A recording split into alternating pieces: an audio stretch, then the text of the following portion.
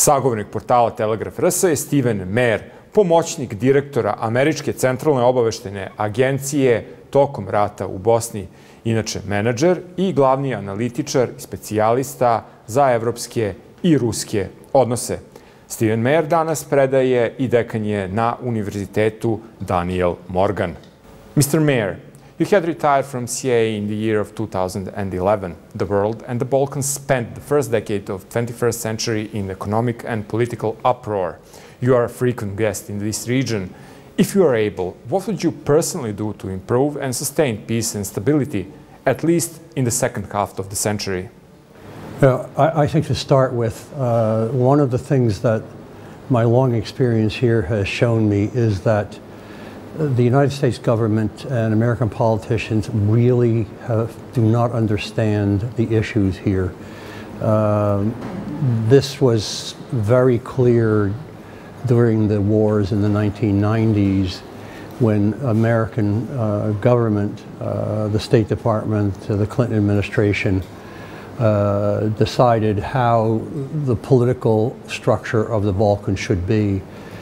And the most important thing I think it missed, that the government missed, and a lot of us at CIA felt this way, was they missed the depth and the importance of the ethnic dimension. How important ethnic background, how important the ethnicity was. So, to get to your question, I have for over 20 years now said that and written that it is not possible at this point in time to build totally inter-ethnic, multi-ethnic states. That may come in the future, but for now, the states that exist in this area really have to be mono-ethnic, one ethnic community. So that this is why Bosnia does not work. This is why Kosovo is such a mess and so difficult. This is why Macedonia has significant problems.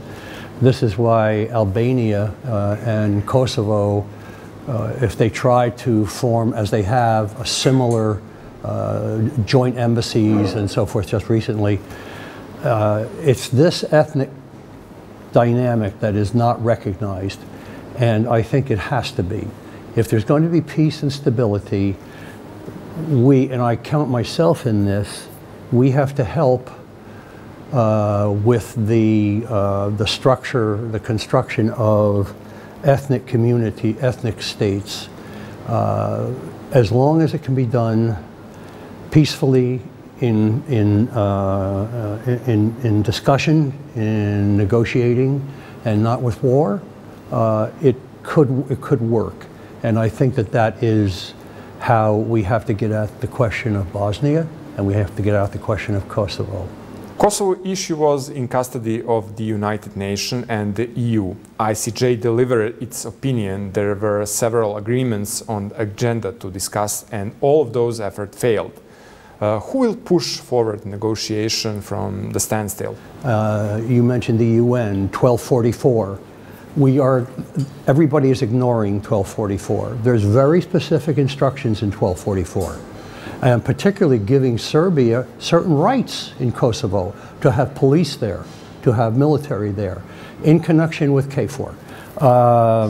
The Bad Inter Agreement Accord, as I said, 1244, the whole concept of international law and what that means for taking a province and taking it away from a country is contrary to international law.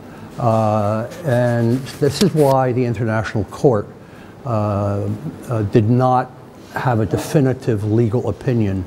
So I think we have to go back to a number of those documents, a number of those treaties that people have conveniently forgotten about, and especially in Washington, they have forgotten this. The second thing I would suggest is that solving the Kosovo issue is not going to be done in Washington. It's not going to be done in Moscow or Brussels. It's going to be done in Pristina and Belgrade. And the leadership of these two countries have to be reasonable, yet strong, courageous, and meet with each other.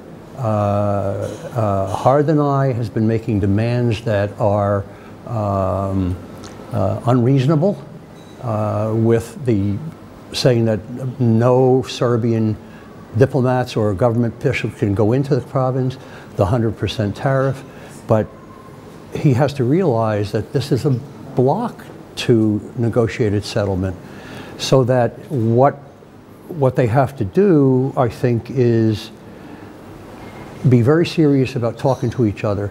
Both Belgrade and Pristina like to say, well, let's see what Washington wants, or let's see what Brussels wants. Never mind that. Decide what you want and start talking to each other.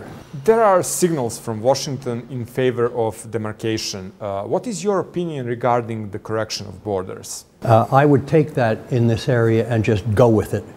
Now, it's more complicated. Trump has said something about going ahead with demarcation if it can be done peacefully. Bolton has said the same thing. The problem is the State Department is not in agreement. The State Department has not changed American policy in 25 years. So what you get from a lot of State Department officials is that we have to stay with the formula that's there now. Well, that formula doesn't work. So I don't know how long this will last in the U.S. government about demarcation, but if I were advising the governments here, I would say grab it, take it, work with it, use that to go forward. So I think that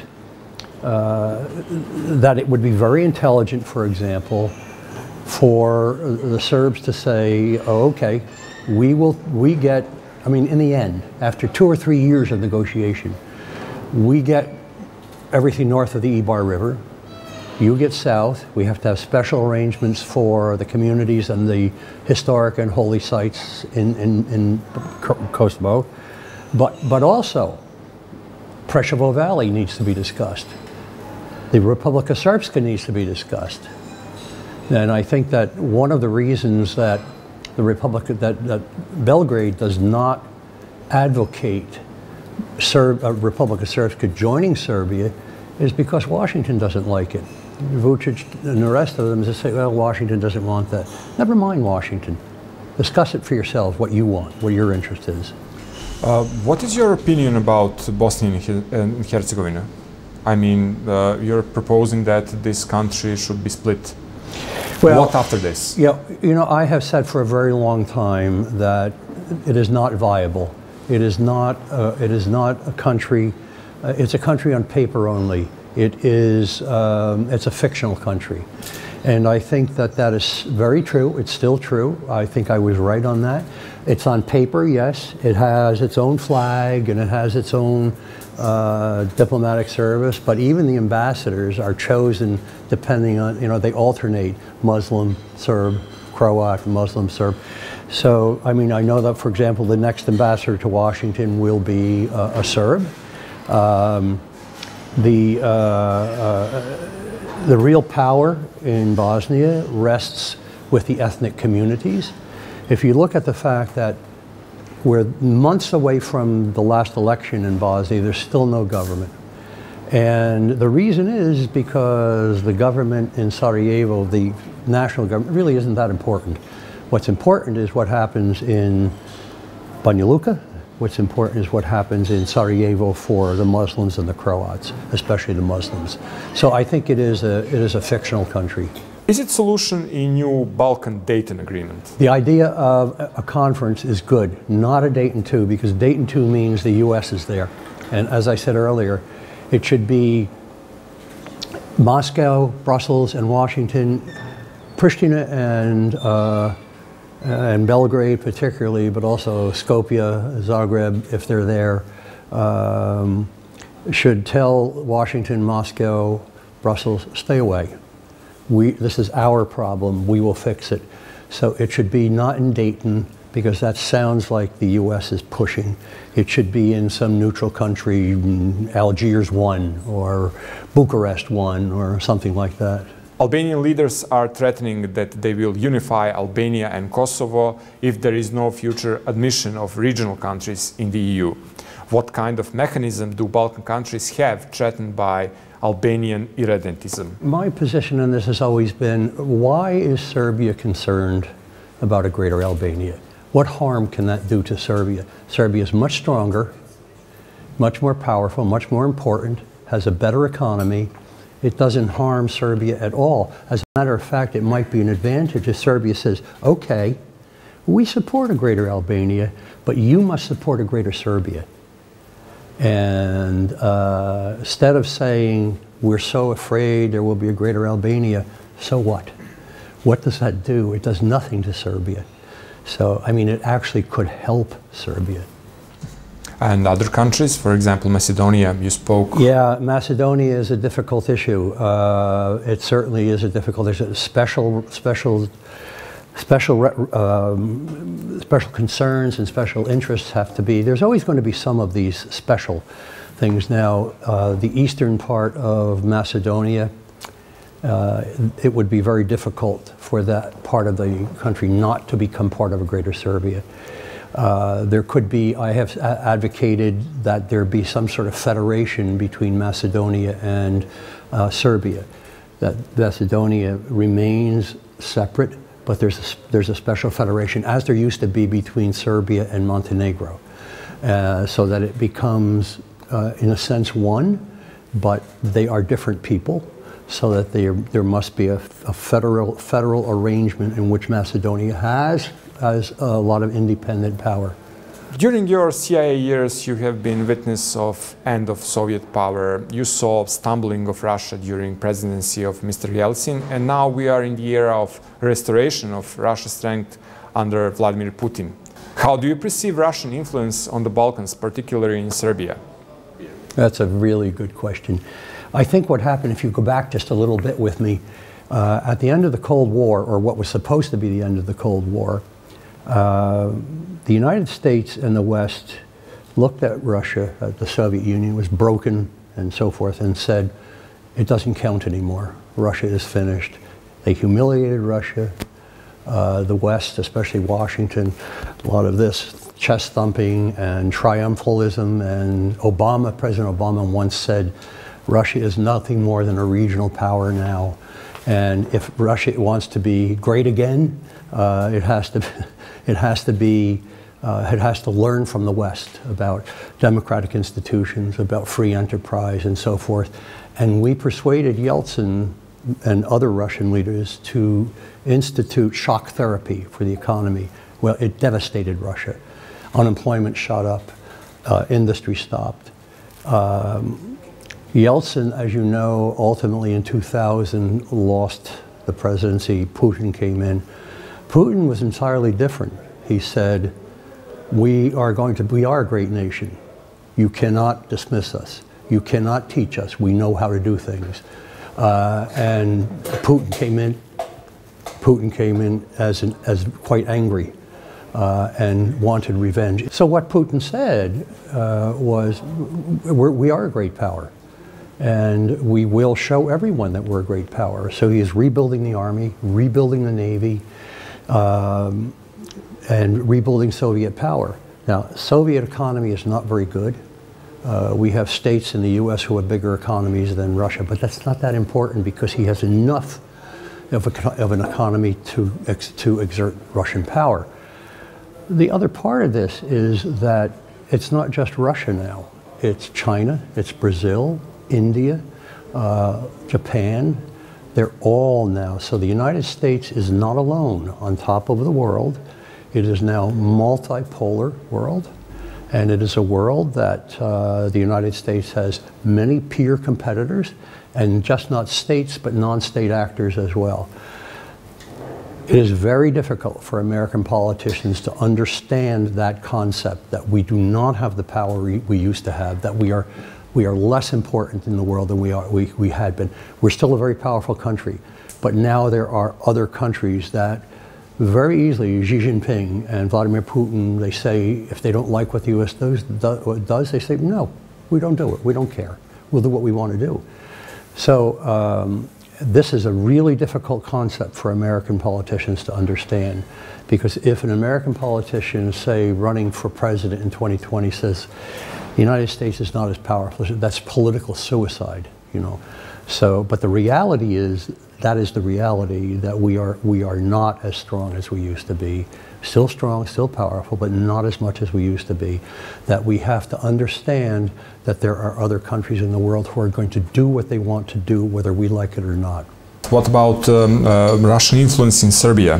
Yeah. From EU, there are some kind of signals, and they are saying that this is bad, that this must be stopped, and so on. Well, thanks for reminding me of that. Yes, as a matter of fact, what's happened, I think, here is that the Cold War has never ended, and that what we are seeing in the Balkans now is a competition between Russia and the United States for influence. And it has more to do with power struggle between them than it has to do with the Balkans, because the Balkans are a crossroads. That's where great countries, great empires meet. Historically, it's always been this way. The Ottomans, the Austrians, the Germans, the Russians, even the British and the French, even though they didn't have empire here, all competition to control and to exploit what happens in the Balkans. It's the same now. Washington and Moscow are back here with trying to influence, trying to pressure, disinformation campaigns, information campaigns. So what you can expect here is more effort by the Russians and the US for influence.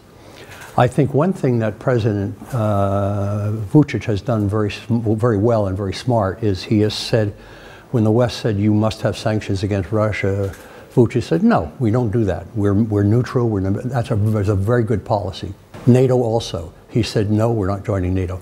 Another very good policy. And yet you will get constant pressure from the West and from the United States for that. So I think what it's going to require is a very strong government here and in other countries in the Balkans to say to the US, to Russia, stop, no more of this, no more of that. If you don't, we send your ambassador home. Things like this, yes. Do you believe in honesty of Serbian-Russian relations? Yes, honesty. I think Serbia should have a good relationship with Russia. Why not? Serbia should have a good relationship with Washington, of course. But because it is not 1955, it is not 1959, it's 2019. And Washington acts as though it's still 1959. Russia's the bad country, the enemy. We are the good guys. We both should have very good relations with you, with Serbia, with all the countries here. You should trade with everybody that you can to build your economy. Russia, the United States, the EU, Iran, Turkey. It doesn't make any difference. China, Japan. Build your economy with everybody, both Russia and the US, yes. Does the United States expect Serbia to join NATO? Yeah, well, I made some comment about that earlier. Just to add to that, the U.S. would love for Serbia to join NATO. That is a goal. NATO is a membership of the Partnership of Peace, for Peace, and so is Russia, by the way. So that should be good enough. But the U.S. will continue to pressure Serbia to join NATO. I think it would be a big mistake for them to do that. Why? Because NATO has really outlived its usefulness. It was a wonderful tool during the Cold War, but that era is done. The Soviet Union is gone. It really has no strong function, especially in the Balkans anymore. The big advantage for NATO in getting membership here is that it can now go to the government of Croatia, for example, which is a member of NATO now, and say, we would like Croatian troops in Afghanistan. So that gets Croatia nothing. And my very good friend, who was the Minister of Defense in Albania when Albania joined NATO, I used to say to him, what is Albania going to get from joining NATO? He said, well, we're going to be at the same table with the big powers. I said, you'll be at the same table, but you'll be at a smaller table next to the big table. And what Albania says will not have much weight. And he has told me more recently, yeah, he said, maybe you were right. There's no real military or political advantage. As a matter of fact, I think it's detrimental to Serbia's interest, because Serbia wants to be neutral, non-aligned, and have have connections with both worlds. You spoke harshly against Macedonia joining NATO. You brought this argument that they will get only dead bodies in mission with the US, and that they will be forced to buy some kind of That's another, yes. And unnecessary equipment. Yeah. Does it stand for Serbia? Sure. As I said, there will be a request for, now that you're a NATO partner, we expect you to have troops here and troops there and so forth. And yes, you remind me, one of the things that happens is American defense contractors, once NATO, and even if before, but especially when a country joins NATO, they will be here in great numbers to try to sell you all kinds of equipment that you really don't need.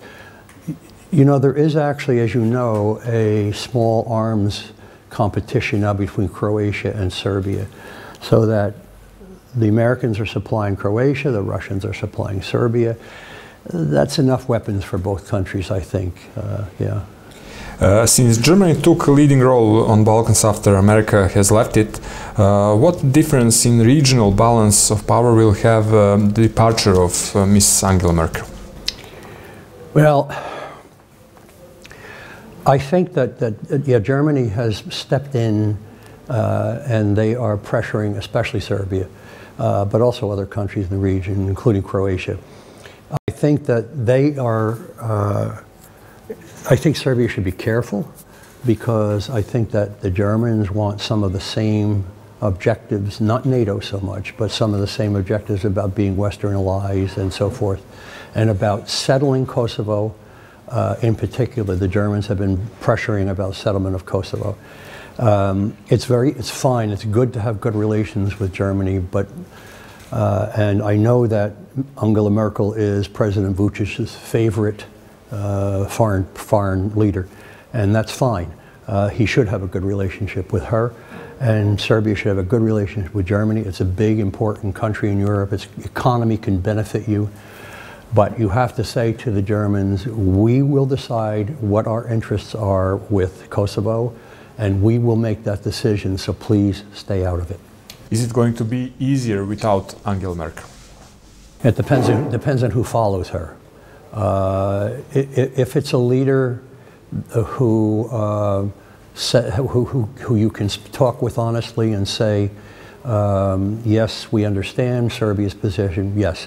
If it's another German leader similar to Angela Merkel who wants to pressure, then you have the same problem. What will happen with Russia after the withdrawal of Mr. Putin? Well, that's a great question. Who knows? I mean, I'm not sure the Putin era will end anytime soon.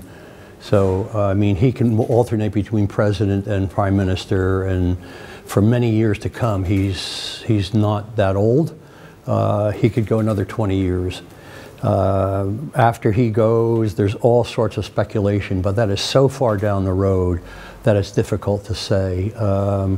There's even speculation that when Putin gets to the end, and he knows that it's the end, and this is just speculation by some people, he could do the same thing that Franco did in Spain, restore the monarchy.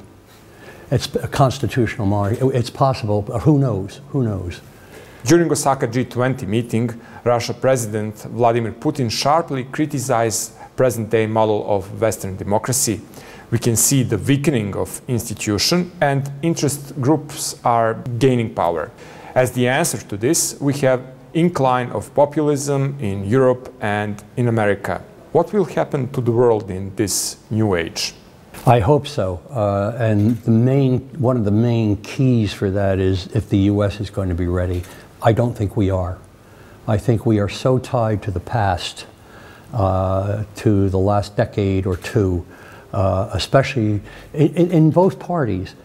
It's very interesting that you raise this. The Republican Party in the U.S., with Trump at the head, really it's a model that looks at the 19th century.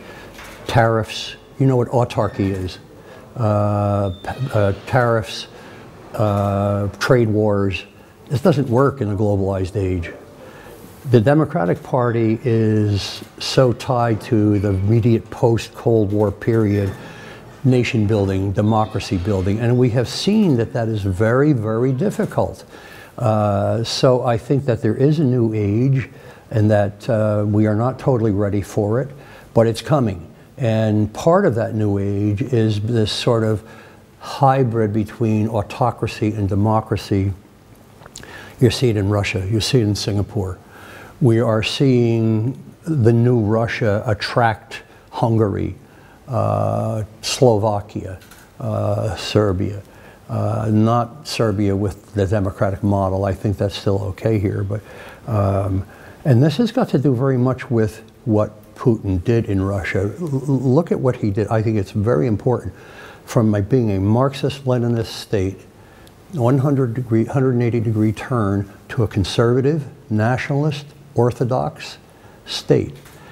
And in 2000, when he first became president, after he was inaugurated, he went across the street to the cathedral and the patriarch blessed him. Can you imagine that happening during communist times? No. But it's very attractive to right-wing leaders in Europe. And Putin, yes, it's a semi-autocratic system. But the more important thing, or that is a very important part, but the second important part is the conservative Orthodox nationalism, and that's, you're seeing a lot of that in Europe now. Yes, and what about Western Europe? France, Britain, Germany, they have this witch hunt, I must say, on populists, without any clear definition what populism is and who are populists. Well, I don't know about witch hunt, but I think there's a lot of fear that the traditional parties are in very deep trouble, that you are seeing in Italy, a right-wing government has taken power. The center and the left don't know exactly what to do. In other countries where right-wing governments have not been successful, but right-wing governments have improved. So France, the Netherlands, well, Poland, yes, there is. Germany, Alternative for Deutschland. In the UK, you see growth in this. And I think that the traditional parties, to survive, are going to have to deal with the immigration question, the refugee question, in an intelligent way, not in a way of discrimination, but in an intelligent way, by having intelligent immigration laws. The other thing that's, I think, happening is that you are seeing a real deep fractioning of the European Union, and that it's the European Union it's going to survive, but it is not going to be the organization it was 20 years ago. And I'm not sure that Serbia will get in, or should want to get in. Turkey never will. I think that if Serbia does get in, that's the end. There will be no more. The European Union is too large, too diverse, too many different interests, so it is fracturing. And you see in the north, Western Europe, the economies are good. In the south, they continue to struggle, all through the southern tier, and this makes for a very difficult relationship.